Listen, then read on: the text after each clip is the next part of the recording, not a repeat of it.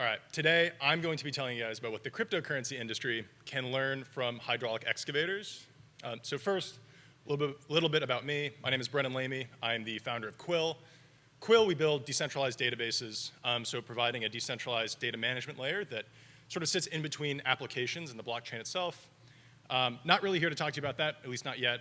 There'll be a little bit about it at the end. But really, what I want to talk to you about is construction machinery, and in particular, excavators.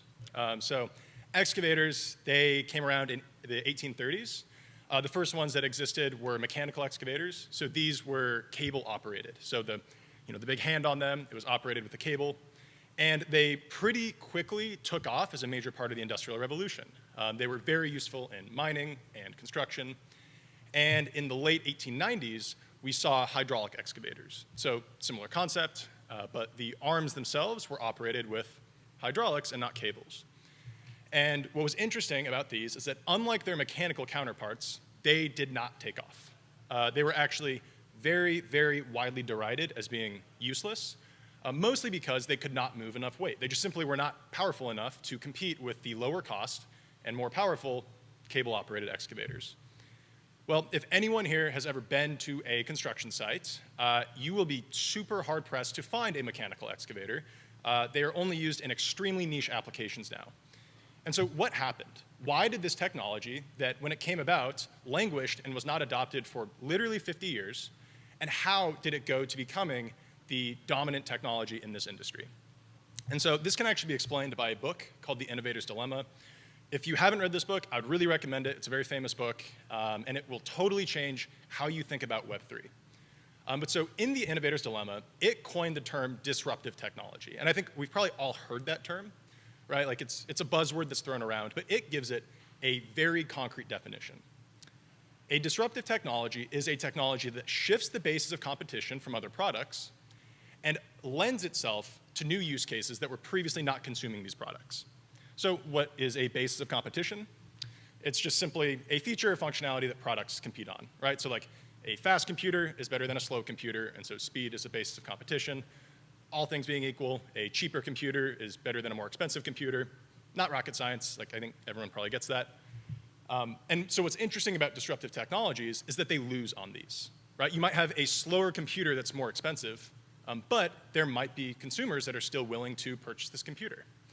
And so once you have shifted the base of competition, it then lends itself to a new market, or a beachhead market. And so this is simply some, and often niche, but some weird subset of consumers that despite a product being inadequate, despite it being more expensive and inferior, they still find it useful.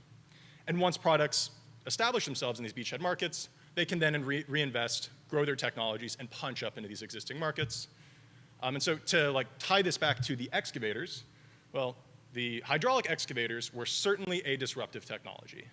They costed more and they could move less weight. And even still, mechanical excavators are cheaper and they can move a lot more weight. But they were a lot smaller and they were much more reliable, so they broke down less often. So in the early applications of these, it was unfortunately still not very useful. They just simply could not move enough weight to be useful. And so for 50 years, they literally were not used in any major commercial application.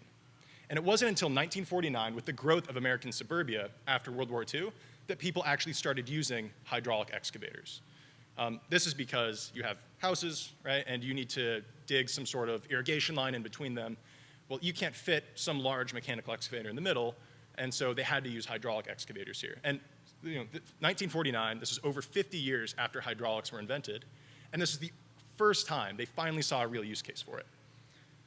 Well, here we can pretty clearly see that hydraulic technology improved very rapidly thereafter. And so I understand this might be a hard graph to see from where you guys are, but it plots the improvements in hydraulics technology over time, starting in 1946. So actually starting before there were any commercial use cases for hydraulics.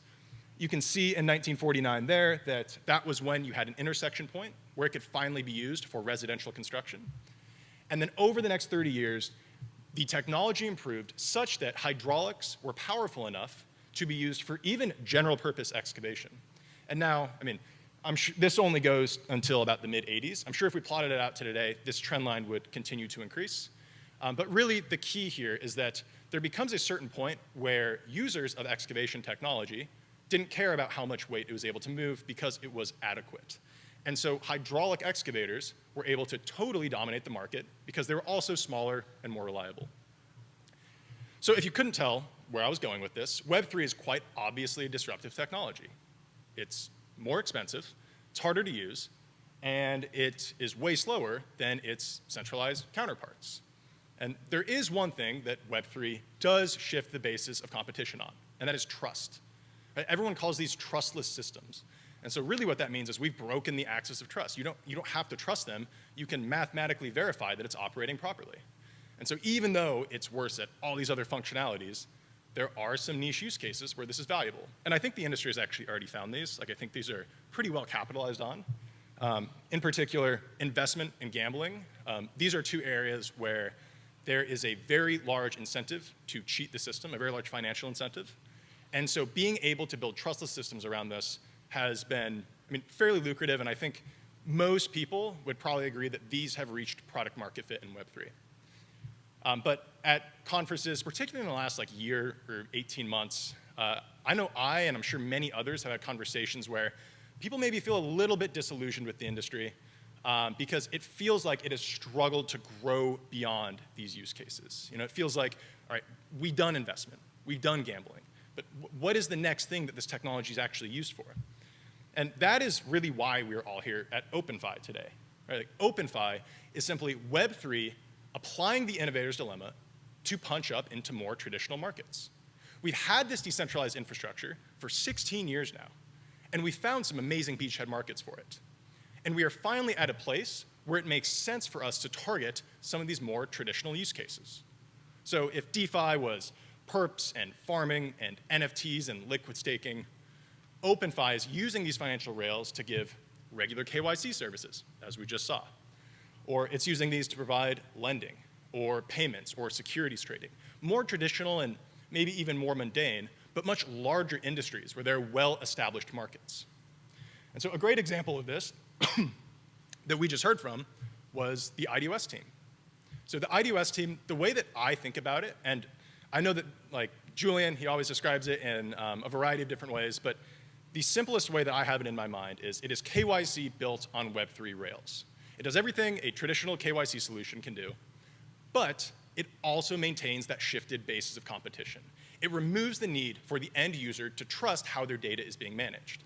And in a world that is rife with hacks and rife with security breaches, that is critical, especially in Web3, where there are so many ideologues who are very hesitant to adopt centralized solutions, and rightfully so. And so the reason IDOS is such a great example of a disruptive technology is because we just saw in that demo, it's a fairly straightforward KYC onboarding flow, but it can now be used in all these DeFi applications that that are not able to support central intermediaries, because the IDOS does not act as one. Now, the IDOS uses Quill. It stores this data within a Quill database. Quill will build distributed SQL databases. And so what we have here is a very quick example where I'm going to sync two nodes to the IDOS testnet.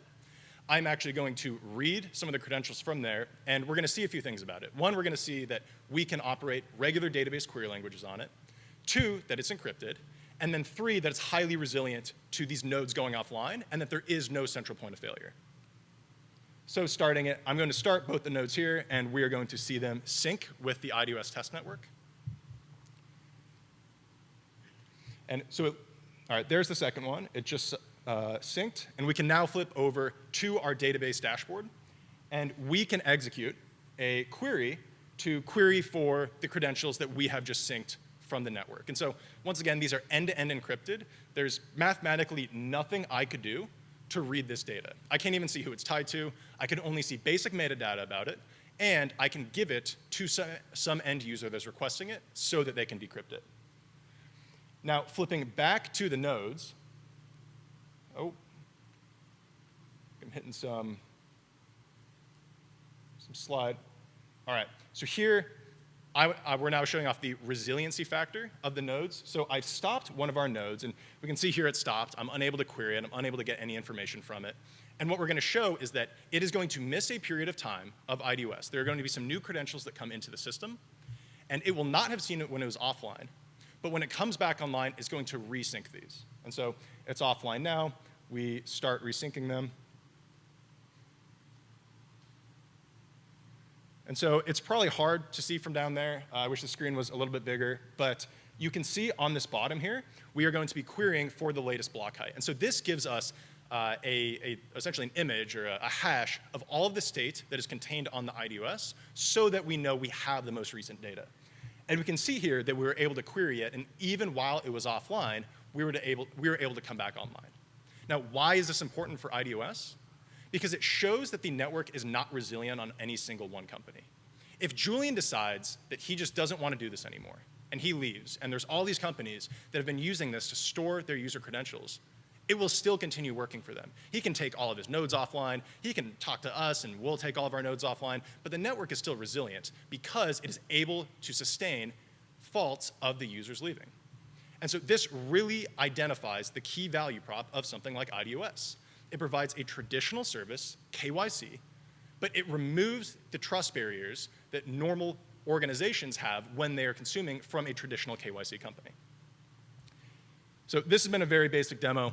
That's all I have for you guys, but I'm open to any questions that you guys might have, and please find me after if there's anything I can elaborate on. Thank you.